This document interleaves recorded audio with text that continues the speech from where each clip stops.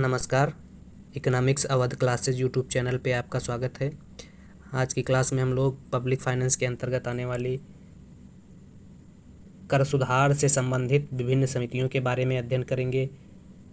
किस समिति का गठन किस वर्ष किया गया है और समिति के गठन के समय उसके अध्यक्ष कौन थे तथा उस समिति ने किस कर के संबंध में अपने सुझाव दिए और सुझाव को लागू करने में सरकार का क्या योगदान रहा, लागू किया गया या नहीं लागू किया गया, इस बारे में अध्ययन करेंगे। तो जान लेते हैं कितनी समितियों का गठन किया गया था कर से सुधार के संबंध में। पहली समिति का गठन जो है 1953 में taxation inquiry commission John Mathai की अध्यक्षता में गठित की गई थी। टैक्सेशन इंक्वायरी कमीशन 1953 में जॉन मथई की अध्यक्षता में गठित की गई थी। जॉन मथई ने क्या सुझाव दिए थे? राजस्व प्राप्ति के लिए वस्तु करारोपण पर बल देने की बात कही थी, प्रत्यक्ष करों की प्रगतिशीलता पर बल देने की बात कही थी, भूमि कर के संबंध में विचार दिए थे तथा केंद्र राज्य स्थानीय सरकारों के से संबद्ध करारोपण से संबंधित समस्याओं पर विचार जॉन मथई द्वारा किया गया था इस समिति में। सेकंड समिति का गठन जो है 1956 में किया गया था, जिसका नाम टैक्सेशन रिफॉर्म कमेटी था और इसके अध्यक्ष केल्डार थे। केल्डार की अध्यक्षता में 1956 में टैक्सेशन रिफॉर्म कमेटी का गठन किया गया था। इस समिति ने क्या सुझाव दिए? प्रत्यक्ष करारोपण पर विचार किया तथा कर आधार के फैलाव पर विचार किया। इसके अलावा निवल संपत्ति पर वार्षिक कर लगाने की बात कही, पूंजी लाभ कर लगाने की बात कही, उपहार कर लगाने की बात कही, बेकर लगाने का सुझाव दिया था और कर अपवंचन रोकने के लिए विस्तृत टैक्स रिटर्न का सुझाव केल्डार समिति ने दिया था। तो केल्डार समिति ने पूंजी लाभ कर, संपत्ति कर, उपहार कर और बेकर लगाने का सुझाव दिया था 1956 में। 1959 में महावीर त्यागी की अध्यक्षता में महावीर त्यागी समिति का गठन किया गया था। महावीर त्यागी ने राजकोषीय ढांचे को अधिक प्रभावपूर्ण बनाने का सुझाव दिया था। अगली समिति 1972 में taxation of agriculture wealth and income K. N.. Raj committee का गठन किया गया। 1972 में के.एन. राज ने कृषि जोत पर कर लगाने का सुझाव दिया था। 1972 में के.एन. राज ने कृषि जोत पर कर लगाने का सुझाव दिया।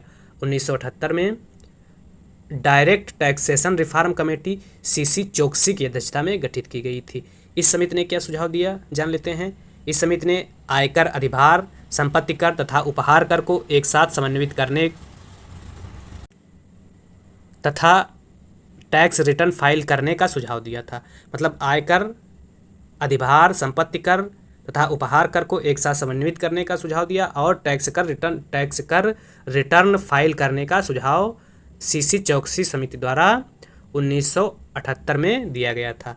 1981 में indirect taxation inquiry committee L K. Jha, जिसके अध्यक्ष थे, का गठन किया गया था। एल.के. झा कमेटी का गठन अप्रत्यक्ष टैक्सेशन इंक्वायरी कमेटी के संबंध में था। एल.के. झा कमेटी ने मैनवेट लागू करने का सुझाव दिया और चुंगी कर के स्थान पर टर्नओवर टैक्स लगाने का सुझाव एल.के. झा कमेटी ने दिया था। अगली समिति का गठन 1991 में टैक्सेशन रिफॉर्म कमेटी राजा जी चलैया की अध्यक्षता में गठित की गई। यह कमेटी प्रत्यक्ष एवं अप्रत्यक्ष कर के संबंध में सुझाव के लिए गठित की गई थी। 1991 में राजा जी चलैया समिति का गठन किस वर्ष किया गया? 1991 में गठित की गई। यह पूछा जाता है वर्ष। क्या सुझाव दिए समिति ने? लैफर वक्र के अनुगमन का सुझाव दिया। लैफर वक्र कर दर और कर राजस्व के बीच संबंध की बात करता है।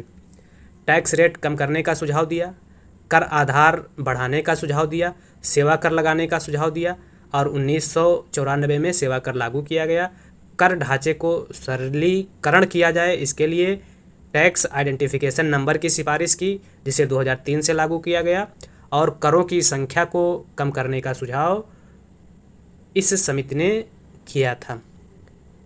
अगला 1999 में प्रत्यक्ष एवं अप्रत्यक्ष कर के संबंध में गठित समिति, जिसने अपनी रिपोर्ट 2002 में सरकार को सौंपी। इस समिति ने प्रत्यक्ष एवं अप्रत्यक्ष कर के संबंध में क्या सुझाव दिए?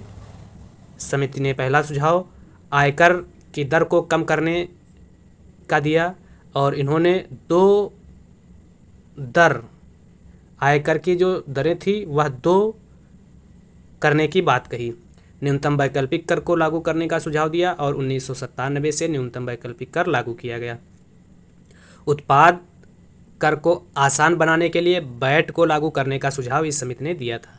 सीमा शुल्क को न्यूनतम दर पर लाने का सुझाव समिति द्वारा दिया गया और कर सरलीकरण हेतु नई तकनीक का सुझाव 1991 में गठित प्रत्यक्ष एवं अप्रत्यक्ष कर समिति द्वारा दिया गया था।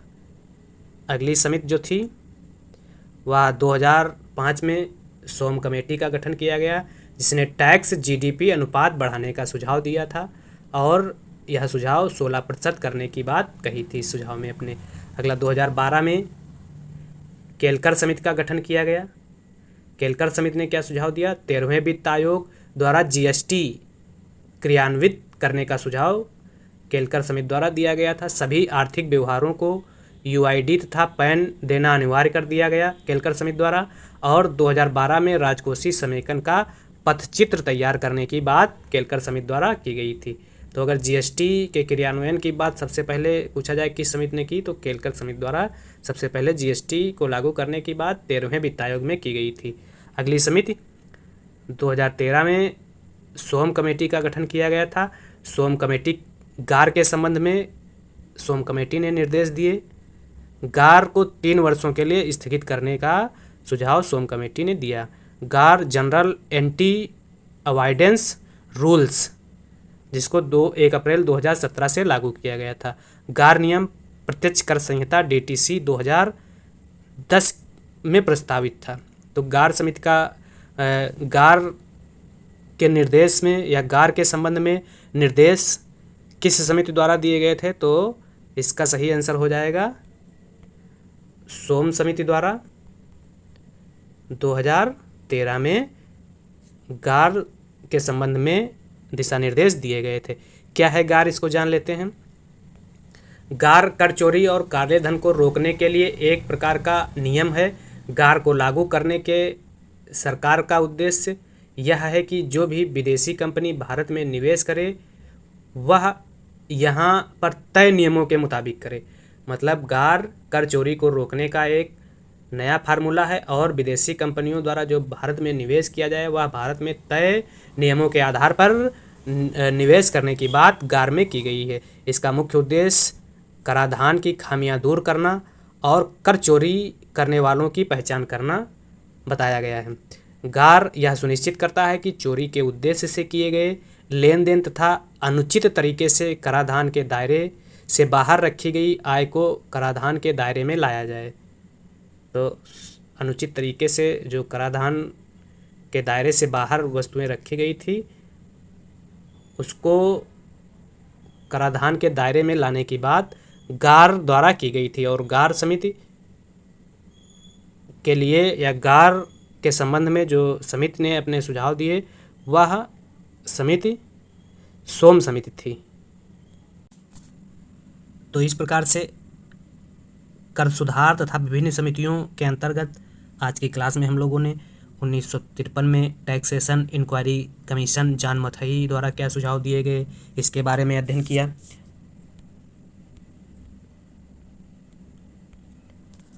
1953 John Mathai committee, 1956 taxation reform committee Kaldor द्वारा क्या सुझाव दिए गए, 1962 में महावीर त्यागी समिति द्वारा क्या सुझाव दिए गए, 1968 में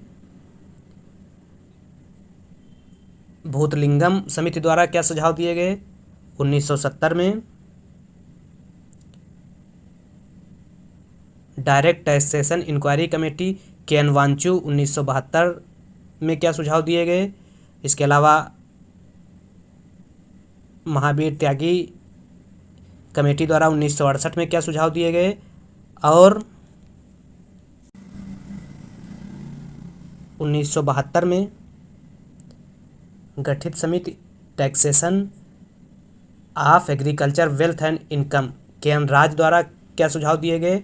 1978 में गठित सीसी चौकसी समिति द्वारा डायरेक्ट टैक्सेशन रिफॉर्म के संबंध में क्या सुझाव दिए गए और 1981 में indirect taxation inquiry committee L K Jha committee द्वारा क्या सुझाव दिए गए इनके बारे में अध्ययन किया। 1991 में गठित राजा जी चलैया ने कर के संबंध में क्या सुझाव दिए। इसके अलावा 1999 में प्रत्यक्ष एवं अप्रत्यक्ष कर के संबंध में गठित समिति ने कर संशोधन के लिए क्या सुझाव दिए।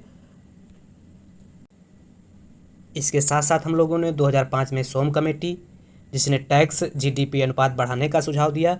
2012 में केलकर कमेटी जिसने 12वें वित्त आयोग के माध्यम से जीएसटी लागू करने की बात कही। और 2013 में सोम कमेटी ने गार के संबंध में क्या दिशा निर्देश दिए, इन प्रमुख कर सुधारों के बारे में अध्ययन किया।